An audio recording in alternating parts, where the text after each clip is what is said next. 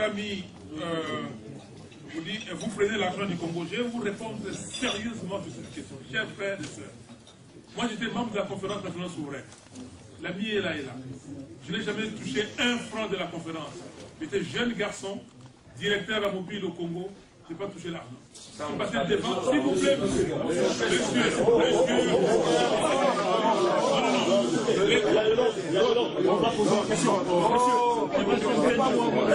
Je pose une question, il n'y a pas de quoi.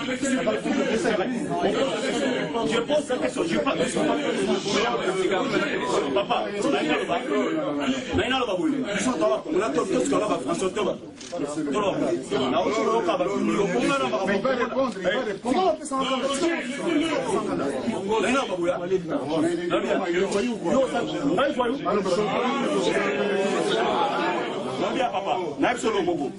Oma Lumumba, babenga marti pa kufa na Congo. Bakimba ngona tu bakufa. Donc biso a mususu oyo te bunda pona Congo na ba cicatrice bele ba bayonet na nzoto pona Congo wana. Donc to monga na ya na temi na otala yo. Na mona ba mère na biso ba père na biso ba koma ba boyi na mboko yo likolo la bino boya kofuka mela mundele. Donc tout oso bo sala ba blague wana dans na nzoto sayo na osa acheta bono kufa. Donc ngai no mona na po ya koma mutu pona Congo wana. Donc soki na oka oyo bono ozolo ba oyo. Eza solo Kala, bon, quand nous en aurons la parole, ok, non, on a tout jeté. Voilà, on a tout Pacheli. Allons,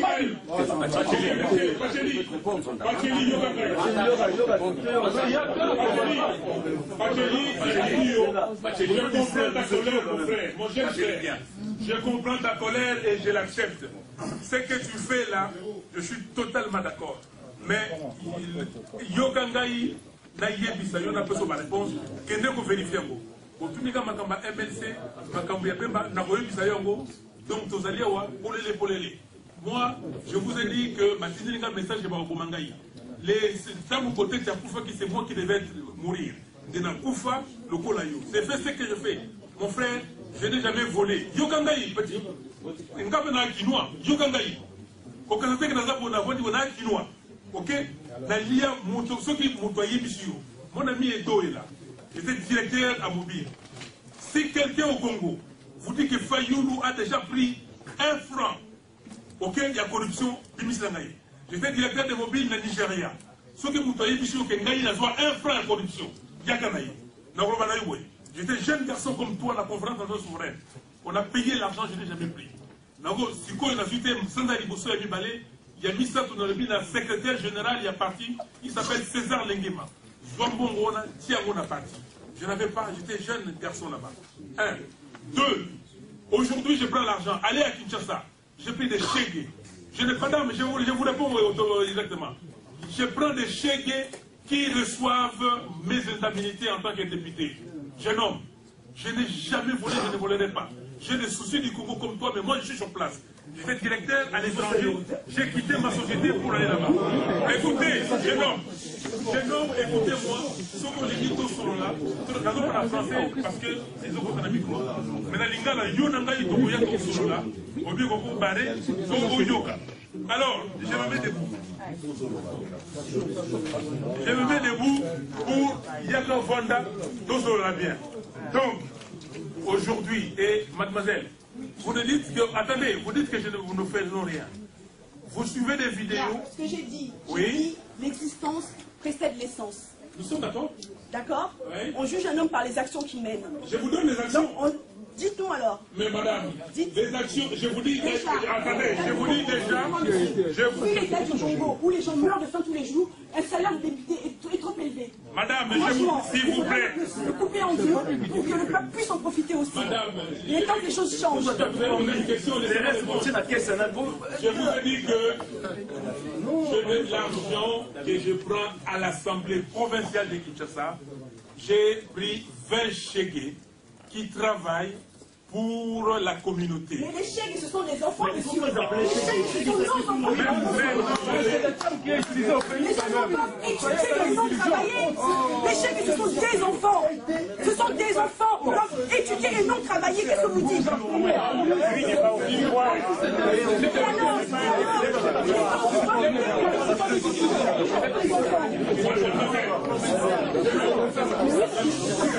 On a qu'il fasse quoi? Il a mal fait de venir ici. Vous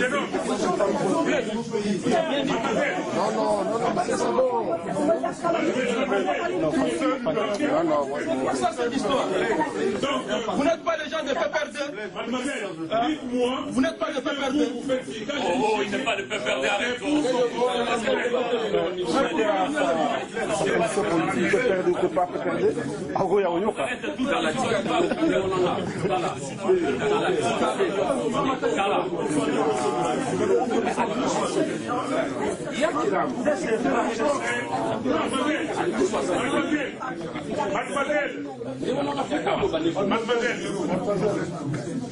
Mademoiselle, si vous engagez un débat là-bas, on ne va pas s'entendre. Voilà, alors je réponds aux amis, je dis ceci. Vous dites que la diaspora doit voter. Nous sommes d'accord.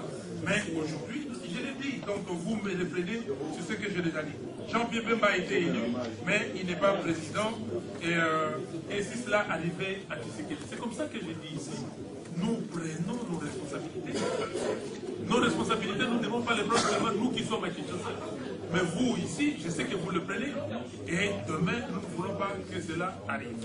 Alors, vous dites que les Congolais sont naïfs. Bon, écoutez, oui. S'il y a d'autres moyens, ok, utilisons-le. Alors, Félix Safi, Tshisekedi doit convaincre le peuple. Mais est-ce qu'il n'a pas encore convaincu le peuple? Bon, s'il n'a pas convaincu le peuple, ben, dites-le, même moi je pense que dans sa lutte, son combat, il a convaincu le peuple. Ici, on ne vient pas pour faire la propagande, mais ici, on vient vous dire pourquoi nous l'avons choisi. Alors, David, pourquoi Étienne Tshisekedi n'est pas fait? Il y a un temps en tout. Aujourd'hui, il s'occupe des choses qui sont, il y a les 24, il y a un meeting, mais il est temps, il faudra, il viendra. Alors, il y a la question, vous dites aussi, pourquoi venir ici et pas au Congo? Mais je vous dis... Bandiko babolingo bino moko bowiti kolanda ndenge nini mwana mobali oyo asili koloba makambo oyo ezali ata na nzela te azali koyebisa bato ete ano ndenge nazali ngai nazwa ba cicatrice mpo na Congo ndeko yo kanisi yo kozwa banani mpo na lokola bazoba yo yebi teke ba cicatrice na ba cicatrice ezali na ba signification nango.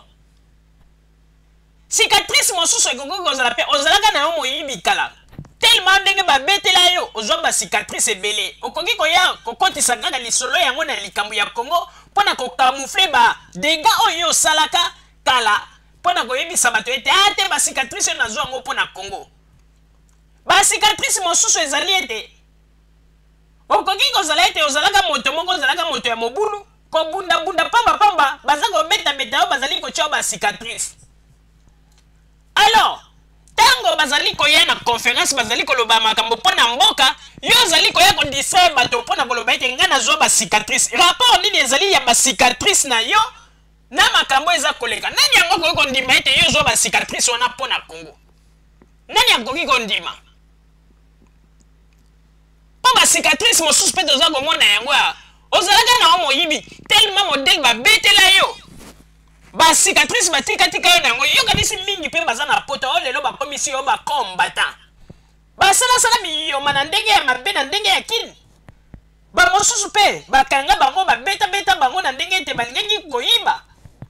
Alors yela biso nde makambo oyo ezali pona avancement ya Congo ko yela biso nde makambo pona bango lo baite ngana zo ba cicatrice pona makambo ya Congo e ko apporter nini cicatrice na yo ezali cicatrice na yo soki ondimaki kozwa cicatrice wana po ete soki ezalaki mpe mpo na makambo ya Congo kasi po ete ondimaki alors ekoma lokola publicité moko toza koyega yo cicatrice oyo nga na kobare tala oyebi monoko ezalaka facile mpo na kobimisa maloba yo kanisi moto oyo oza koloba ete soki yo osangani nga na kobare yo kanisi mpo ndenge azali wana azali koyoka po ete amikitisi yo kanisi ete moto mpo obare ezali kaka facile. Yo yebi bato nini yo baza pe na sima ya moto wana